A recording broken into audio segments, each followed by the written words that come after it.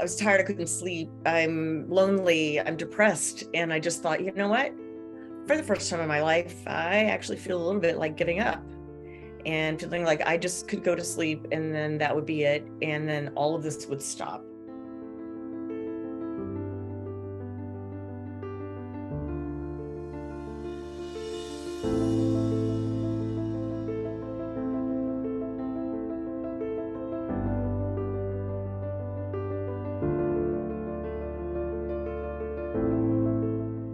What I told myself in that moment was, well, you can't do that. You can't do that to your kids. You can't do that to your husband.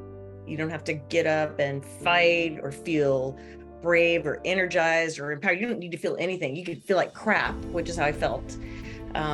You can feel unempowered. You can feel sorry for yourself. Feel whatever you feel. Not dying today is enough to keep fighting.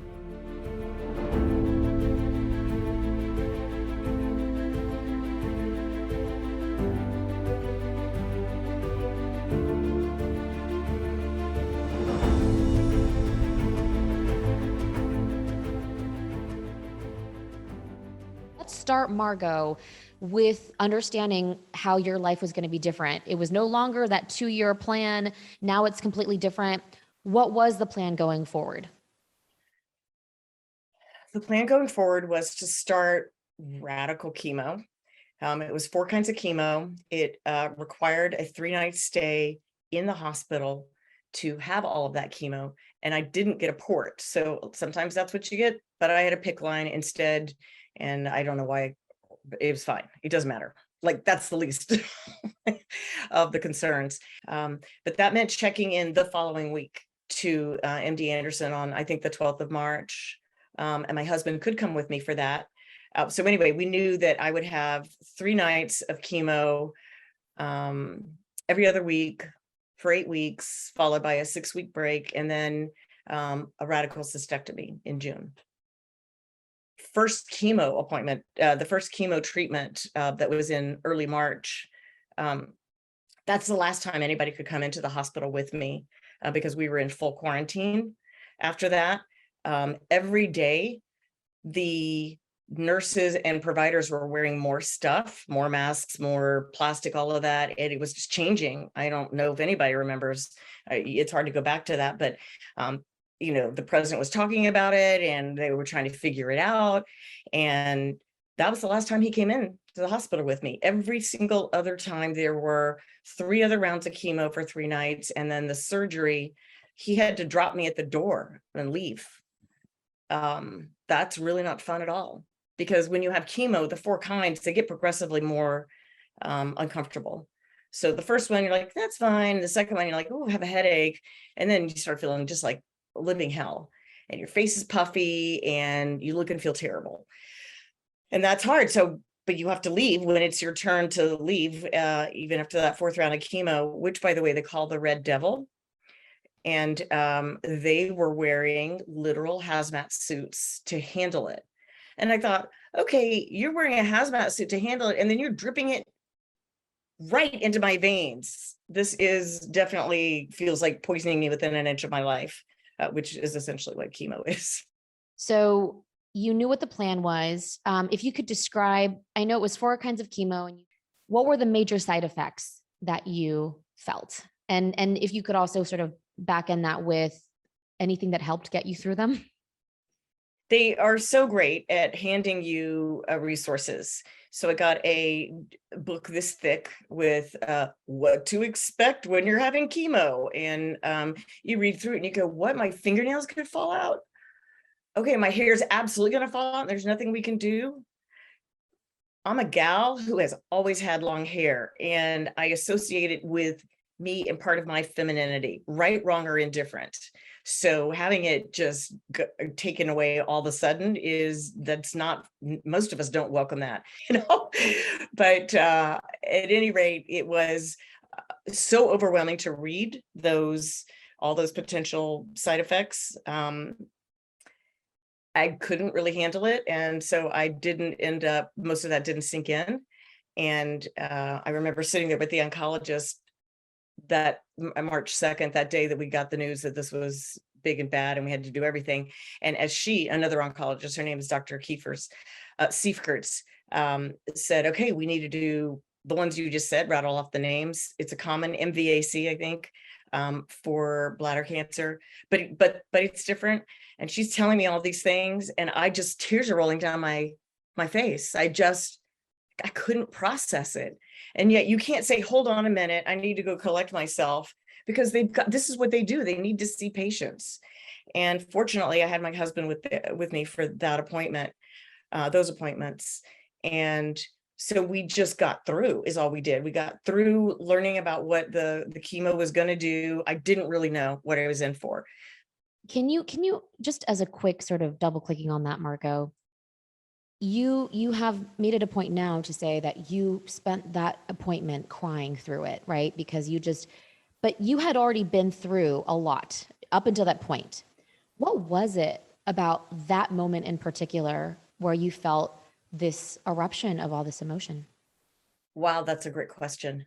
I don't know if I can answer it. My immediate response is, that was just the icing on the pardon me, the icing on the cake. And to hear her talking about the chemo treatment and the hair loss and maybe the fingernails are going to fall out and you're going to be doing it. And I know that it's really important to not compartmentalize so much that you don't deal with stuff, right? So part of it was that. Some of it, I think, is because I'd been compartmentalizing, and now the greatest fear was in fact what was happening. And so then the gates unloaded. What I said a few minutes ago, if it is really terrible news, I will have time to grieve and be angry and sort through it and process it. And that's what I started doing right then and there. By that time, I was just so overwhelmed. I could no longer keep it at bay, I think was what was going on. And allowing ourselves to process all this stuff is really key. And it's going to look the way it's going to look. And I think one thing we know, a lot of us know anyway, is that grief is very personal. It looks different for everybody. So because it looked like this for me doesn't mean that's going to be somebody else's path, even if they have the same exact diagnosis. And whatever the path is fine. There's zero judgment on what it should or shouldn't look like. We need no more shoulds. So I really appreciate you talking about that, Margo. Can you talk about the evolution of how you addressed the hair, and the hair loss, and how you sort of took control of that situation for yourself? Yeah, I guess one of the things that's good to know is what you can and can't control. I couldn't control that it was going to come out or when. By the way, it's day 14. So that's what I learned. That is when my hair follicles started hurting. So I felt nothing the first week hair-wise, but on day 14, when we were checking back in, I went like this and a whole bunch came out. And I was like, okay. But knowing that it was going to come out, what I did was, my daughter was at home. Her hair was, I think, purple at the time. I said, hey, let's just make it whatever. What's the wildest color we get? It's all going away anyway. So let's just go be wild. I have a professional job. I can't have pink hair. I mean, most days. But I thought, why not? Why not? So she dyed my hair pink, bright pink, and we had kind of fun doing it. And it was a way for us to enjoy doing a little fun mother-daughter activity. Only it wasn't the reason that we were doing it wasn't fun, but it's also, I think there was a really therapeutic thing going on to me accepting her help, even if it's just this light little color happening, and her understanding what it's like for me to go through this. And she's seen her mom, who's always had long hair, and now all of a sudden we're going to have to cut it off, and which we did days later. And she helped me with that. I said, if it's not too much for you, will you help me cut it all off and shave it down? And she said, I'd be honored. And we went outside, put the iPhone up on the fence, and let it run. Fast forward, because that's a slow process, but I still have a hard time watching that today, because it's just such a shift. And we would love to say the hair doesn't matter that much, but it does. Can you talk about that? Why is it so hard for you? What comes up for you when you're watching that video? of who we are is how we look. And we could comment on whether that should or shouldn't be, but maybe especially even more so for women, I feel like. And when you see part of yourself that you you expect to see, and you define yourself as, okay, I am a tall woman with blonde hair and that is long, and I can wear it in a braid or a ponytail or what have you. And then you see that it is gone. Now I've got to figure out a new way to look at myself. But I feel like part of me and my sense of self, that's a blow, even though I know intellectually it's just hair. What does it matter? Everybody loves me, who still loves me, who's important, and nothing about that has changed. So I get both how unimportant it seems, and yet I felt that it was very much a loss at the time. Also, I'm a woman in my 50s, and we're doing everything we can to try to look as nice as we can and keep the gray and the wrinkles and all that at bay. And while a bald head is not a good way to do that. I mean, it just it's rough. So I think it was the emotions of seeing that happening and seeing the hair coming off. It's a very literal version, a literal vision of me losing part of myself. And I was able to learn down the road how to keep myself intact as a result. But at that moment, that's not how I felt. Again, appreciate the honesty. I know that there's lots of wonderful photos of you sort of taking control back in different ways with the hair. So there was the dyeing of the hair, bonding with your daughter over cutting it and then shaving it. And even a really fun photo where it says, bro has longest hair. So never imagined this day would ever come. My brother's always had super short hair.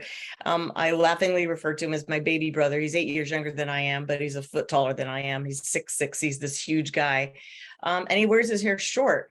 But at one moment in time, after my hair was just starting to grow back a little bit, for some reason, my sister had super short hair at that time, and his hair was actually longer than both his sister's hair. So we thought that was a really funny thing.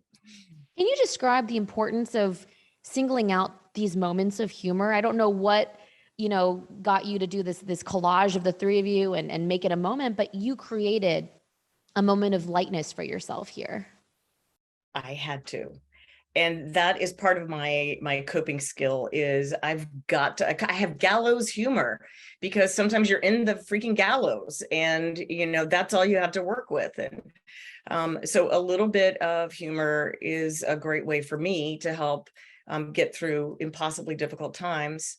My mother, may her soul rest in peace, would say to me sometimes, you make a joke of everything. And I'm like, well, sometimes I have to just get through everything.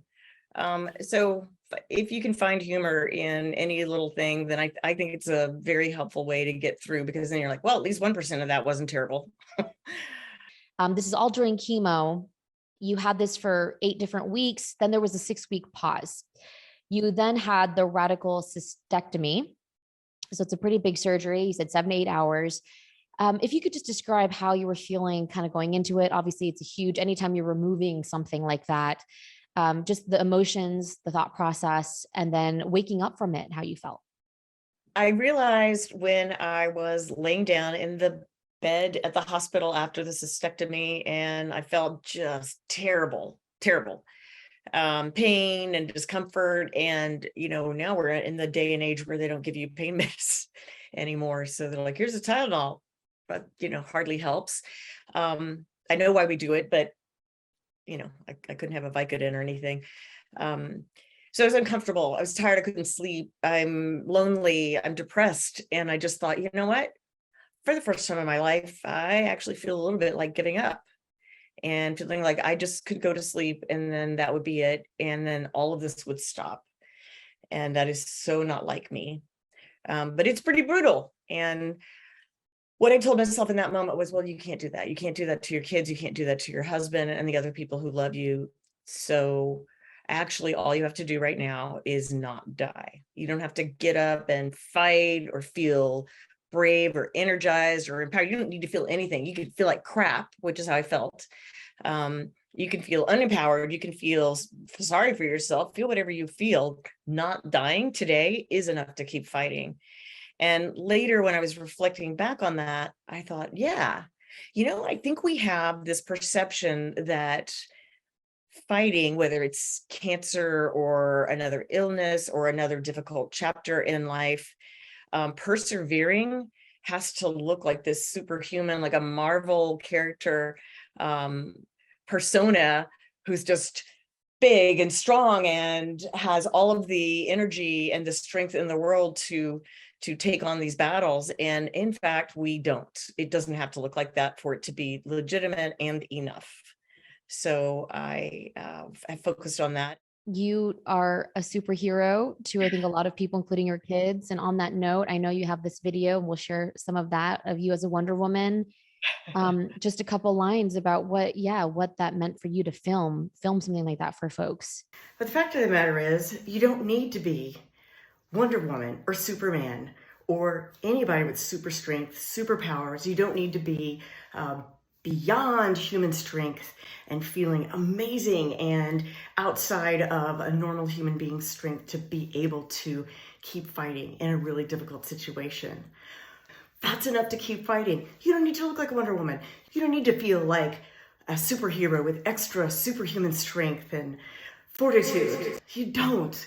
We actually don't need to feel good at all.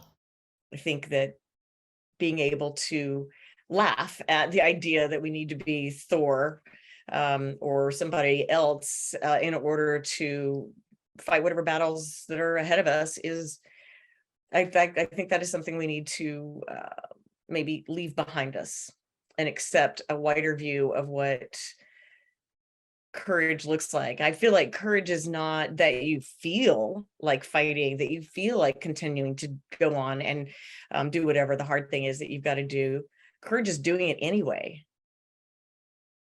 So being brave is one thing, but having courage, that's when the rubber hits the road and you don't feel like doing anything and you grab yourself by the scruff of the neck and you get yourself up and you do, or crawl, whatever you have to do. So I just wanted to expand our view of what being brave and courageous and fighting can look like. And it can look like you're laying in bed feeling like dying. Actually, that still counts. I still didn't die. Good for me.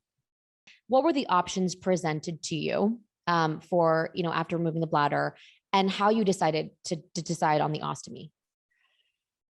I said, well, tell me about the neobladder. It's pretty tempting to think of basically what they do is take a part of your intestine, I don't recall which one, and they make a new bladder out of it, which is pretty fancy the way they have to do that.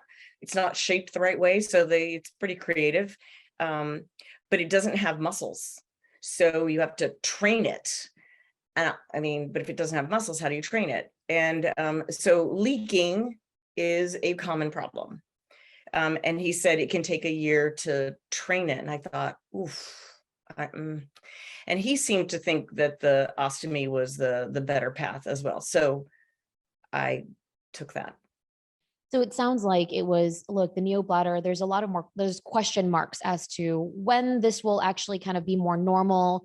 There's a leaking issue, so there'd have to be extra steps taken, maybe more anxiety for social situations.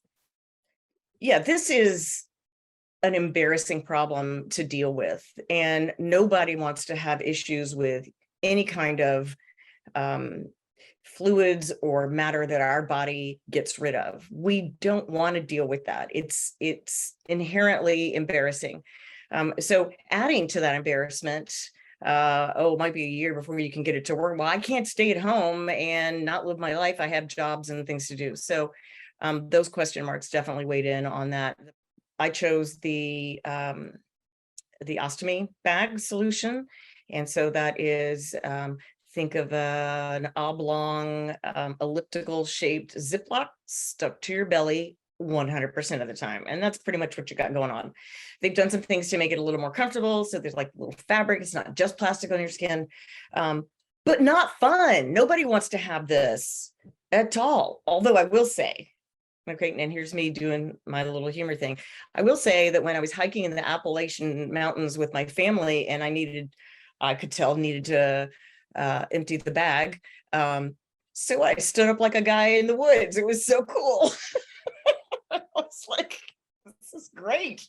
That's the only good thing that came from it. But After the radical cystectomy and the ostomy, there's just two questions here that I think are important. One, any guidance for people?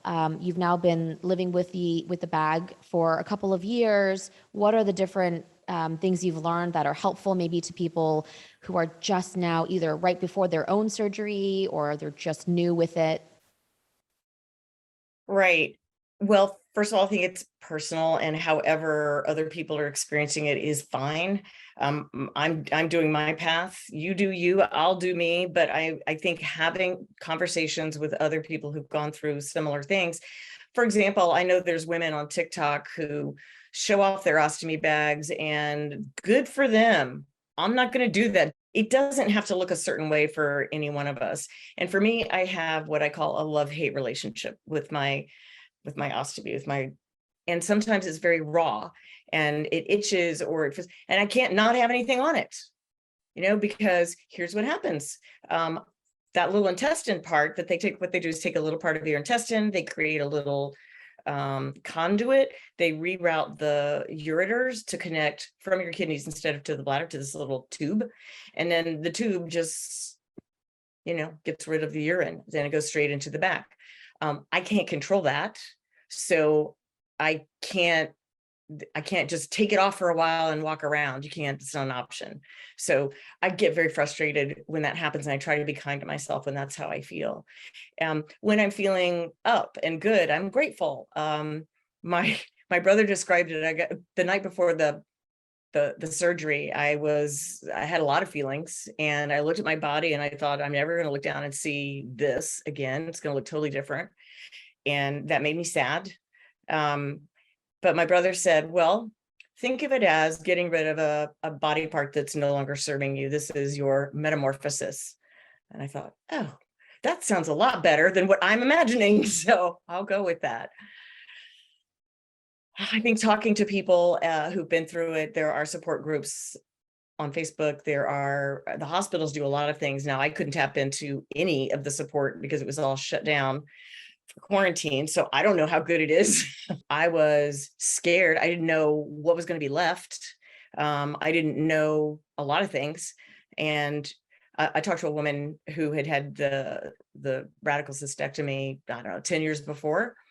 And she said, I said, well, okay, all right, kind of a tough subject, but sexually, how were you after this thing? And she goes, well, I wasn't interested in sex, and my partner wasn't that excited about that. And I thought, no, that is not what I want to hear. I'd been married to my husband for 5 whole years at that point. We just found each other finally. So I wasn't ready to go to, octogenarian, we don't have intimacy anymore. That was not prepared for that. Unfortunately, that doesn't have to be the answer. There may be some other things going on with her besides that, but that's the problem with talking to people, is that sometimes you hear things that upset you, or you think, I don't know if I can live with that. So just keep talking to other people until you get, and then keep going back to your doctors and asking them what's physiologically going to be intact or not intact or what have you, and get to understand. And allowing ourselves to be assertive and ask those questions, even if they're a little uncomfortable, is well worth it. It's our lives. I am so appreciative again of your candor here. What is there anything you can share with other people? Again, this is very personal and people have their own situations, but just on the broader topic of being able to normalize a conversation about sexual health and relationship with a partner, anything you can share on this, I think would be really helpful. Sure. It isn't comfortable to talk about for me, but I do want to help normalize this conversation. One of the things that we talked about at the Bladder Cancer Advocacy Network Think Tank 22, got it all out, was that this is one of those cancers that's below the belt. And so it's a little bit embarrassing to talk about, a little personal and all that kind of stuff. Well, that just makes it worse. That makes it harder if we feel like there's shame involved with talking about the kind of cancer. I didn't choose this any more than you chose what you had. Nobody chooses this. So we're all putting ourselves out there and pushing our comfort level to help bring that conversation along, just like what you're doing here. I didn't know enough about female anatomy to be aware of when you're removing the bladder, the urethra, the whole geography down there is pretty important. So I don't know where all the important bits and pieces and nerves are. So I literally didn't know whether I was going to be able to have fun or not. But everything's still intact. The parts that matter are. One of the things that goes along with a radical cystectomy is often the way our bodies are shaped. They have to take some of the vagina. They didn't in my case, but that can mean that you now have a shortened vagina and intercourse can be uncomfortable. There are things that can be done to address that. Just go figure it out. You know, but there are all kinds of things. Go find out ways to do that and get the life you had back as much as you can. Then there's they remove you, it just depends on your situation. But then you have, I would say for me, it was more emotional than it was physiological. That was my, I didn't like being bald, and I didn't like having a bag on my front of my body. And then now I'm no longer in shape either, because I've been through all this stuff. So I just feel like I feel like I've been run over by dumpsters, I mean, not dumpsters, dump trucks. So it's hard to re-access the feelings of intimacy and the feelings of your sexual self. I think that's been a longer journey than I would have liked. And I think it's personal, and again, grace. Give yourself self-grace. But part of me goes, well, there's no time for that, because now I'm 59 years old and who knows how long I have. So I just want to go ahead and hurry up and enjoy everything. So I think that the whole accepting of where we are, which varies maybe day by day, hour by hour, is really key. Very clear and candid conversations with my husband has been good. That's been enlightening, and we've had to push the boundaries on what we're comfortable talking about, and that's a good thing. That's a good thing anyway. So I think, yes, what you said was normalize the conversation, ask the questions, and understand what is and isn't going to be in place and what you might expect. And then I think what's important is to look for what's the highest and best potential outcome that I can have with this cancer, with what's left of my body as a result of it, and what's left of my life as a result of it, and then go make the very most that we can out of all of those things. Wow, I cannot say thank you enough for how you went through that. There's one last thing I want to ask you about, which is a little tangential, but I think something people can relate to, which is when we get a cancer diagnosis, we're often thinking, okay, well, now that's that. The universe has thrown a huge curveball. I should get grace for dealing with all of this, everything that you talked about. And you dealt with 2 really cancers in your bladder. At the same time that this was happening, not only was COVID starting to shut everything down, but you had experienced a great loss in your own life. If you could just share a little bit of that, that would be really, really wonderful. Sure. I definitely had I can't take one single more thing, because fighting this cancer alone in the hospital by myself, the week in the hospital after the surgery, tubes coming out of me all over the place, and people coming to poke and prod and all of that, just, the worst beds, and the food's terrible, and the TV's worse, and there's nothing. I had my phone, but it was really hard. So I really did think, okay, well, that's it. And but that wasn't it. The blows kept coming. It was like it was bad writing. It's kind of what it was like this is not going to all happen to one person in 1 year, but it did. So the next thing that happened that was the blow was the loss of my mother. I was sitting in the office by myself, waiting to see Dr. Kamat to find out if the chemo and the surgery had worked. So this was 6 weeks after the surgery, waiting to see the doctor. So alone in the office by myself. And I looked down at my phone, which I had on silent, but not turned all the way off. and it was ringing and it said St. Vincent's Hospital in Jacksonville, Florida. It's actually the hospital I was born in. And I thought, that's not good. That's either my sister or my mother. But I thought maybe it's an emergency, and it was. It was St. Vincent saying, your mother is here. She is dying from dementia. She has a few days to live. She can't stay here. Also, by the way, she tested positive for COVID. She doesn't have any of the symptoms, but she can't go to her regular hospice place, and she can't go to her nursing home. So right now she's homeless on a gurney, essentially, in the hospital. And I've got to deal with that right now. And I couldn't process that. I could not. I thought, really? Ridiculous. I couldn't process it. So I just was sort of stunned, and I did my kind of compartmentalizing thing. So I got that phone call, and that meant I had a lot to deal with all of a sudden. I had to deal with that my mother was dying in a few days, and that meant I would never see her again because we were in quarantine and she had COVID.